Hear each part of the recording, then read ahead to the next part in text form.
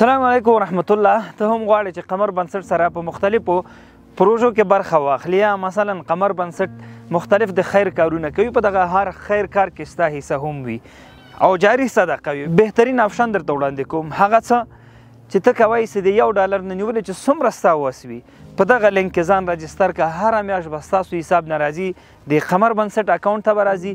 قمر بنسټ به انشاءالله د هیواد په مختلفو ولایتو کې چیرته چې اړتیا لیدل کیږي، مثلا د هرات زلزله ځپلو لپاره تاسو کورونه ولیدل، همدارنګه موږ میاشت په میاشت باندې 3-4 هیوادوالو ته موږ واړه تجارتونه جوړو، هغه خو تاسو وینئ. همدارنګه موږ یتیمخانه لرو، همدارنګه موږ سره 1500 شاوخوا یتیمان ثبت دي. دا ټولو ته ستاسو دغه اندازه پیسې انشاءالله دغلته رسیږي. نو څومره غټه خبر ده، بهترینه جاري صدقه ده. قیامت په ورځ مو ته به خپلو اعمالو نه خبر نه یو، عملنامه به مو الله تعالی د نیکیو څخه ډکه کړي. یوازینۍ لاره دغه لار ده. همدا اوس بسم الله که او موږ سره په دې کاروان کې یو ځای شه.